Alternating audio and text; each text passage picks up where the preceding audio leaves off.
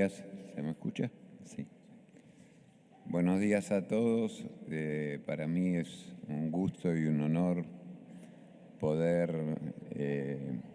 estar aquí con ustedes y poder transmitirles los cambios que se proponen en la ley en materia primero de energía y posteriormente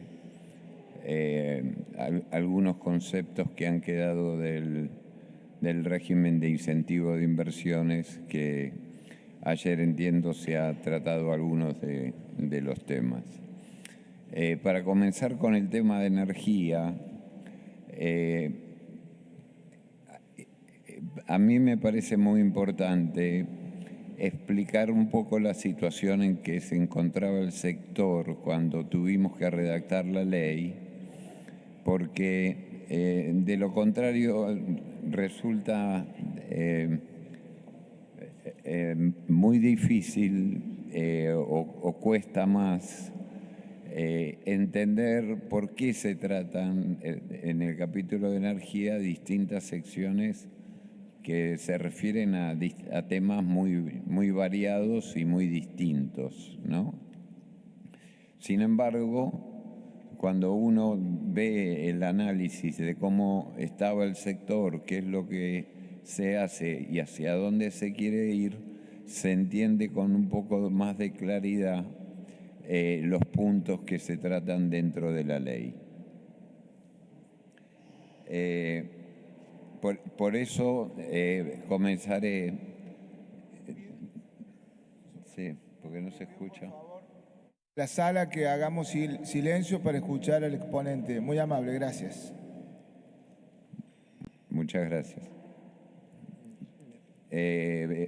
Por eso brevemente quería comentarles que en el año 2023 y en los últimos 10 años la balanza comercial energética que nosotros hemos acumulado daba una pérdida de 30.000 millones de dólares, ¿no? Un país que tiene tanta riqueza en materia de hidrocarburos, de recursos naturales. Sin embargo, la balanza energética entre lo que exportábamos e importábamos nos daba esa situación. Ese resultado no es casual, no es que responde a un gobierno en particular. Desde hace 2 décadas que se viene trabajando de un modo determinado. Quizás este punto lo he desarrollado y me puedo remitir a la versión taquigráfica de diputados, pero por eso no se trata de hacer juicios de valores, de cosas que se hicieron, sino de informar cosas, datos que nos llevaron a la situación a la que estamos y cómo creemos que podemos salir de esa situación. En ambos sectores, tanto el sector del gas como la electricidad, teníamos un tema acuciante que era el tema de tarifas y el tema de subsidios, al que inmediatamente tuvimos que hacer una recomposición tarifaria y se está haciendo una reasignación de subsidios a la que me referiré más adelante. Pero en materia de electricidad, concretamente y puntualmente, yendo a cada uno de los segmentos, en generación encontrábamos situaciones muy particulares donde los precios de generación de electricidad son muy elevados y que son contratos dolarizados, elevados, celebrados en un momento donde el país tenía un riesgo país elevado, donde era alta la inflación, y al durar muchos años los seguiremos pagando durante los próximos años y que es uno de los temas a revertir. En segundo lugar, también es que la generación que tenemos la que se encuentra instalada no toda funciona correctamente y a veces se acerca mucho a la demanda máxima y por tanto, como la demanda está subsidiada, a veces crece de una manera que nos lleva, por ejemplo, en este verano, aunque no hubo cortes significativos, hemos tenido que agotar todos los puntos de interconexión para traer energía de Brasil, de Bolivia, de Uruguay, de Chile y no sé si me olvido de algún otro país, pero de todos los países vecinos, ¿no? A esto se suma que la tarifa en diciembre del 2023 solo cubría el 40% del costo total del servicio, cosa que es un aspecto fundamental y primario el que la tarifa cubra el costo del servicio, el costo de generación, el costo de transporte y el costo de distribución. En ese sentido, durante estas últimas 2 décadas se ha decidido de una manera progresiva, no fue abrupta, en que el modelo que funcionaba anteriormente se dejaba de lado y se instauraba un modelo que funcionaba a través de una relación muy en tándem entre el Estado Nacional y CAMESA, donde se planificaban y se ejecutaban todas las decisiones. En materia de gas encontramos algo parecido. También había un debilitamiento institucional en el sector eléctrico. En el gas también encontramos algo parecido, ausencia de señales de mercado para alentar inversiones. El Estado pretendió aumentar la producción a través de distintos tipos de contratos. Ustedes conocerán, en 2008-2017 se hicieron los planes de Gas Plus, luego los planes de Gas AR, precios que hoy, en su momento, quizá eran los que correspondían. Yo no entro en juicio de valor. Hoy son precios muy altos y muy caros que tiene que pagar la demanda. Adicionalmente, como el gas no era suficiente, importábamos gas de Bolivia a un precio todavía más alto que los planes GASAR, y además adquiríamos barcos con gas natural licuado. En general, en Bolivia adquiríamos el millón de BTU a $10 e internamente en ARSA lo vendía a 1,82, y lo mismo podría decirse en el GNL, donde se compraba una cantidad determinada y luego se vendía a un precio más barato.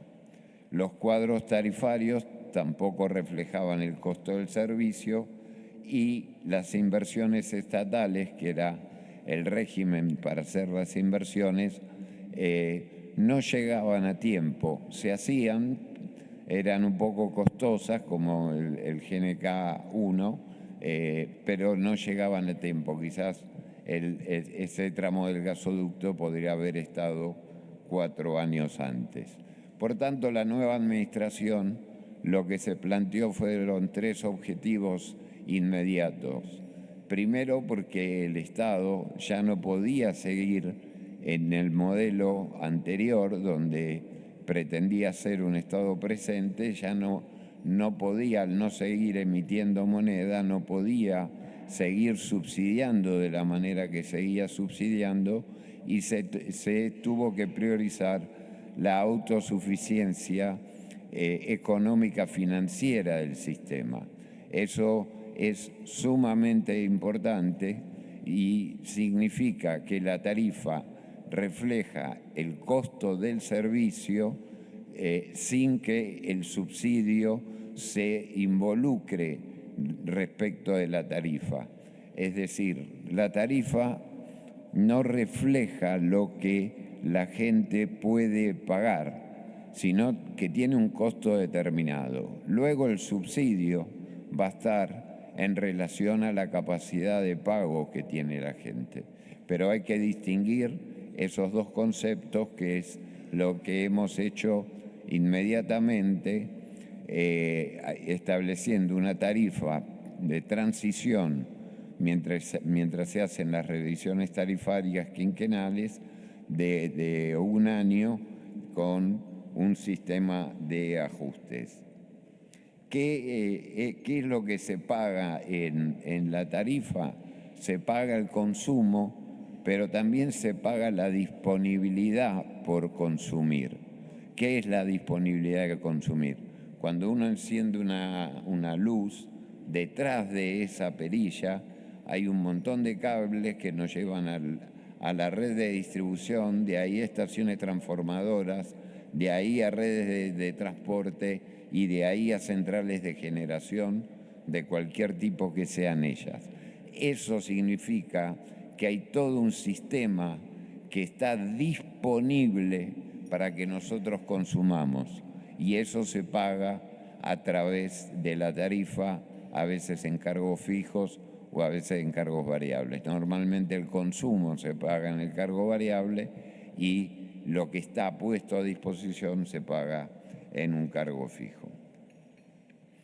El segundo de los objetivos, una vez lograda la autosuficiencia de la tarifa, que es la que va a mantener la recaudación del sistema, es normalizar los mercados. Los mercados no tenían señales de precios porque el Estado era el que determinaba y planificaba todo con la ejecución de CAMESA, y por tanto los modelos hay que cambiarlos. En el caso del gas, se pasa de un país o un modelo que deja el autoabastecimiento interno y la soberanía energética como principio general para la explotación del gas, para pasar a ser un país exportador en materia de gas. Y por eso la ley, y ahí ya me adelanto a uno de los capítulos que trata largamente la ley, es la modificación de la ley de hidrocarburos, donde lo que trata de buscar la ley es de aprovechar la ventana de oportunidad que tenemos para explotar nuestras riquezas. Es decir, hay un tiempo que es finito. Estamos en el 2023. El mundo dice que el 2050 no se va a explotar más ni petróleo ni gas. Eso lo dicen hoy, pero no deja de ser una ventana de oportunidad. Por tanto, la ley, que es una ley del año 60 y muy bien hecha para ese momento y que duró y que ha funcionado durante muchos años, la 17319, la hemos ayornado a los momentos actuales, donde lo principal es maximizar la renta asegurando las condiciones de suministro interno. Pero el cambio sustancial que estamos haciendo en este modelo es que las empresas, los operadores, no tienen que pedir un permiso que le otorgue la Secretaría de Energía de una manera precaria, en condiciones que no eran firmes, que en cualquier momento se podían revocar, y se transforma en un derecho que tienen las empresas a poder exportar, registrando naturalmente la exportación, y si generan un costo interno, se tienen que hacer cargo del costo interno, porque ese costo interno no lo tiene por qué pagar el abastecimiento interno de la demanda. Pero el cambio es sustantivo. Lo que decimos, para decirlo en términos más coloquiales, es poder agrandar la torta de las exportaciones de gas y de petróleo, en principio a través de ductos que ahora se están completando, ductos que se tienen que construir, para lo cual la ley de bases trae una modificación que es el régimen de iniciativa privada de la obra pública, que puede ser aplicable a la ley de hidrocarburos, y una vez que se llenen los ductos para los países regionales, poder exportar con el GNL, cuya construcción de las terminales lleva más tiempo. El GNL, que hoy, si tuviésemos las terminales, nos vendría muy bien, va a llevar unos 4 o 5 años. Si ustedes van hilvanando esta explicación del funcionamiento de los hidrocarburos, permite que un inversor, cuando decide hacer una inversión en Argentina y dice, bueno, voy a invertir 500 millones o 400 millones o 300 millones de dólares para invertir en pozos y exportarlo, porque tengo el derecho a exportarlo, puede hacer el contrato con la demanda del exterior, y cuando sea en el futuro lo podrá hacer con la demanda de Europa a través de barcos con GNL. Todo eso nos va a generar una cantidad de divisas, de empleo.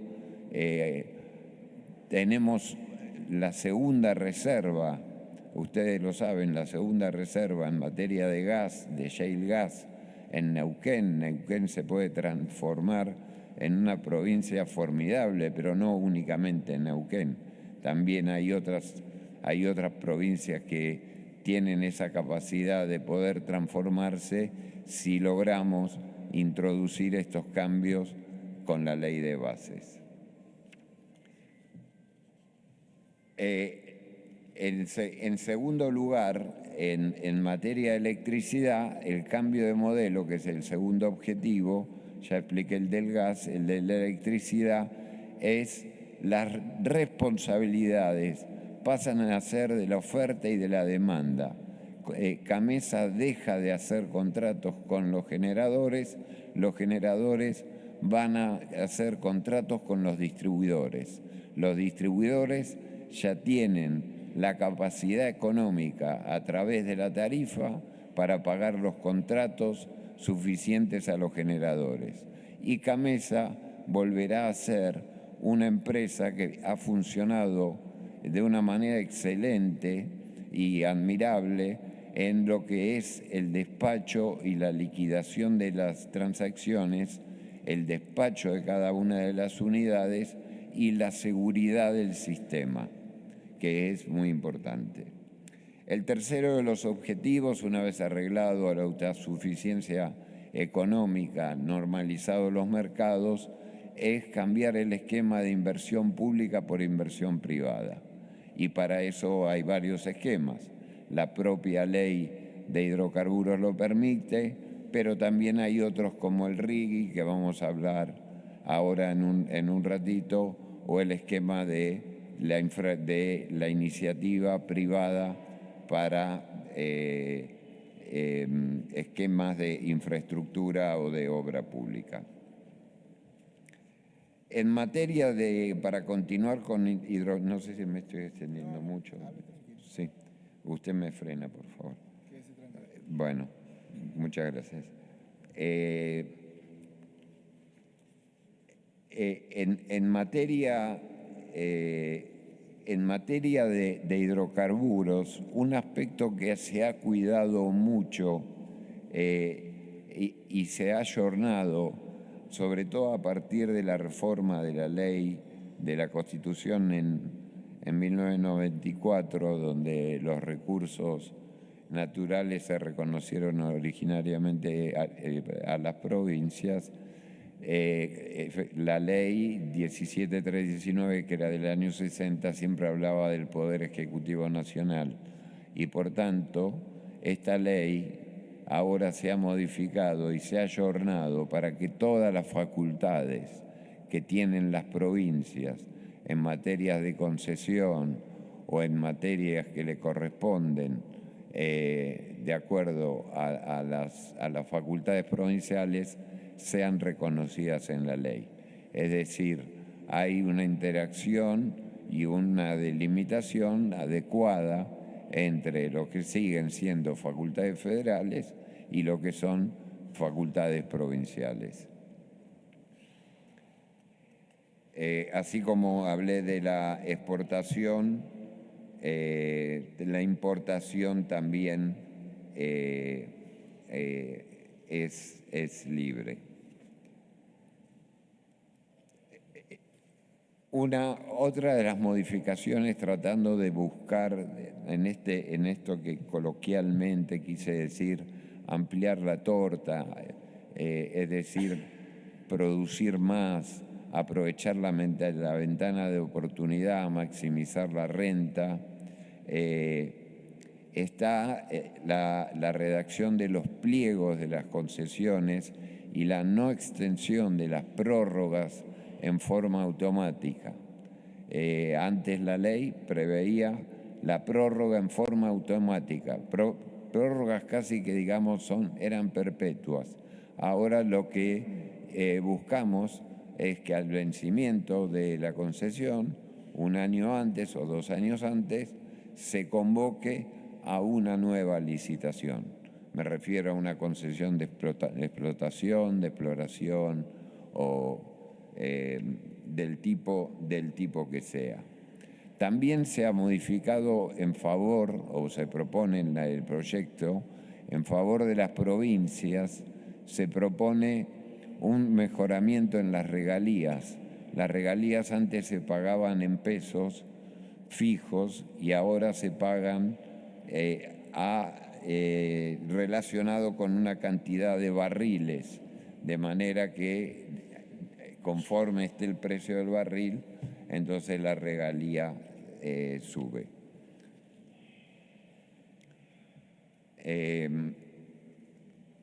Disculpen, pero me estoy adelantando.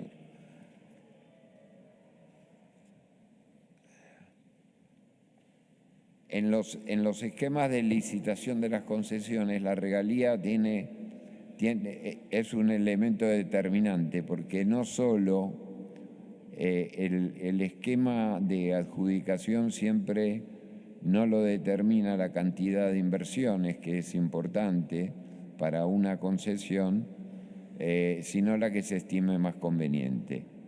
Y en la licitación que se hace de la concesión se establece que el 15% que establecía la ley, el oferente puede poner un más o un menos conforme el riesgo que vea en la explotación para la cual está participando, ¿no?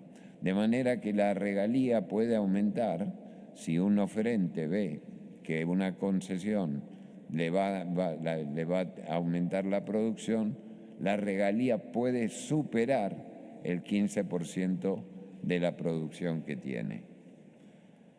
Del mismo modo, también hay un esquema de ajuste de los barriles para que no quede congelado el precio. Otra de las modificaciones que nos fue pedida por la industria y que también es muy importante, la ley solo reconocía concesiones de transporte y nosotros hemos incorporado el reconocimiento de ciertas actividades que son muy importantes en la industria. Quizás la principal ya la transmití, que es la producción y la exportación a futuro que podemos hacer de los hidrocarburos. Pero están las autorizaciones de transporte, el almacenamiento se reconoce como actividad que no estaba reconocido en la ley, el procesamiento de líquidos también se reconoce como actividad, para lo cual se establecen régimen interesantes para la inversión.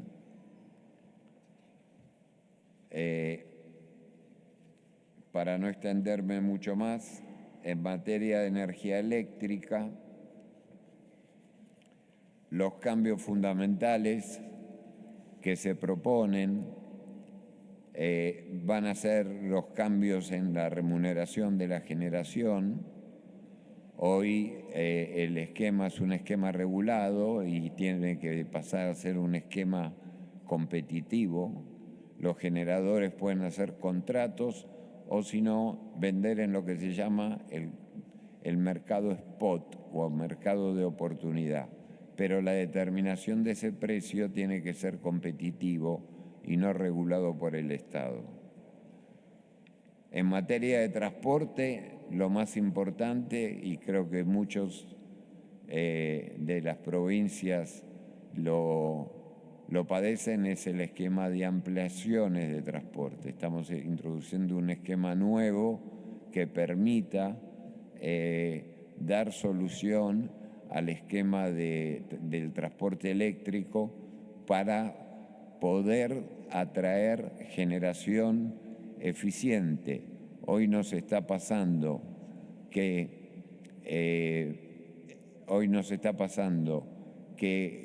generación del norte, donde hay mucho sol, o generación del sur, donde hay mucho viento, por falta de líneas no la podemos traer y somos ineficientes.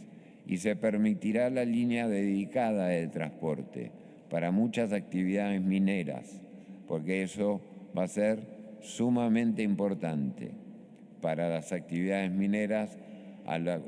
Como saben, es un sector al que necesitamos desarrollarlo y que nos puede ayudar a salir de esta situación. El último punto en materia energética que quería destacar, que es poco renombrado, pero yo lo destaco mucho, es la libre comercialización en el mercado minorista.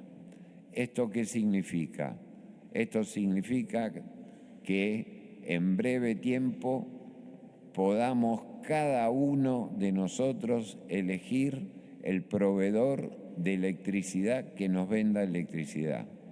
Así como hoy tenemos un distribuidor. A uno le tocará Edenor, otro le toca Edesur. Ahora explico cómo se hace eso. No le escucho.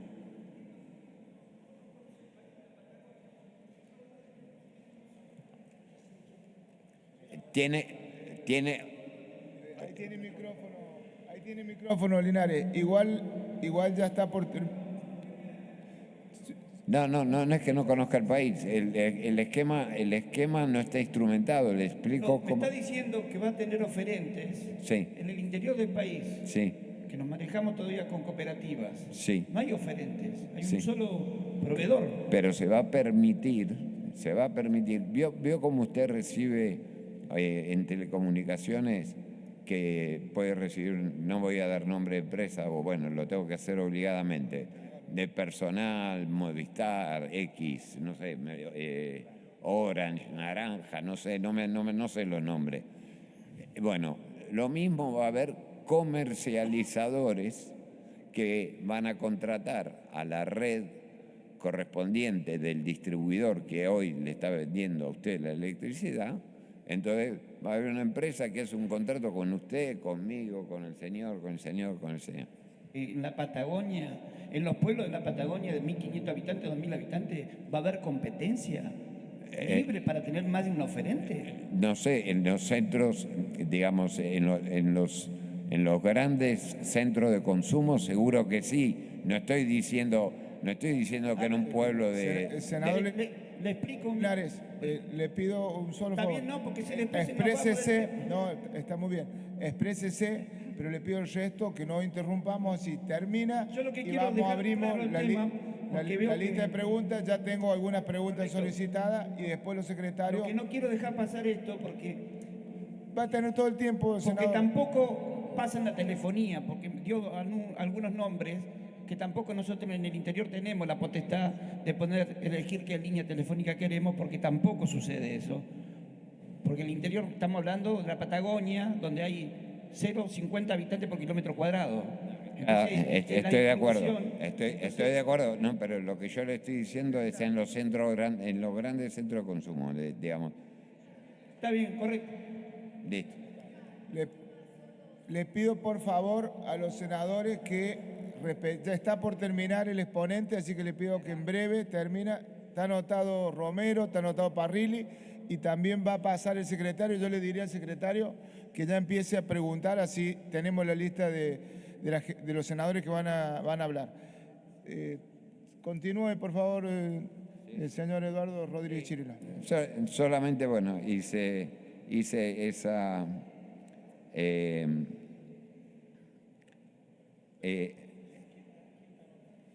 No, van a estar todos. Pidió Romero y pidió Parrilli, los dos primeros que vi, pero igual. Sí, ahora nos anotamos todos. El señor no me voy a acordar de todo. Bueno, en materia de energía eléctrica se volverá o se establecerá que el generador comprará su propio combustible, no como ocurre desde el año 2013, que Camesa se encarga de comprar el combustible que utiliza el generador, y se va a crear un mercado competitivo. También proponemos la unificación de los entes. Hace 30 años uno podía entender que la electricidad y el gas tenían distintos temas y por tanto requerían distintas regulaciones. El tiempo y la experiencia internacional muestran, yo creo que especialmente a partir de la transición energética, que la energía se convirtió en un tema que está en la agenda del clima. Y es la energía, y la energía es electricidad y gas. No podemos seguir teniendo un mismo, distintos entes para un mismo tema que ya llega a la agenda del clima, de la temperatura, ¿no? Del mismo modo que no podemos hacer planeamientos por un lado eléctrico y por otro lado del gas. Tenemos que hacerlo en conjuntos, porque eso va a mejorar el sector del gas y el sector de la electricidad. Con esto creo que terminé los aspectos esenciales los aspectos esenciales en materia de electricidad.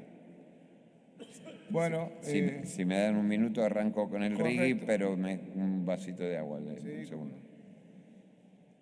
Le voy comentando que a las 14 continúa la comisión de presupuesto. Sería bueno y prudente si podemos terminar este plenario antes de esa hora. Independientemente, todos tienen derecho a preguntar y seguramente lo van a hacer con mucha inteligencia.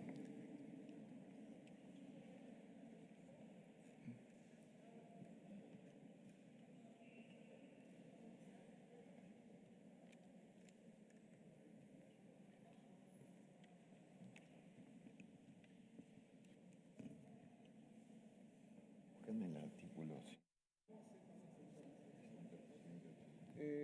Hay varios, está el secretario anotando.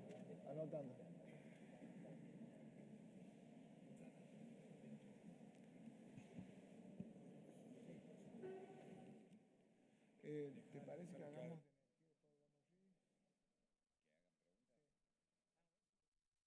Vamos a empezar las preguntas por el tema de energía, que ya lo escucharon los exponentes, lo mismo que el señor Cordero.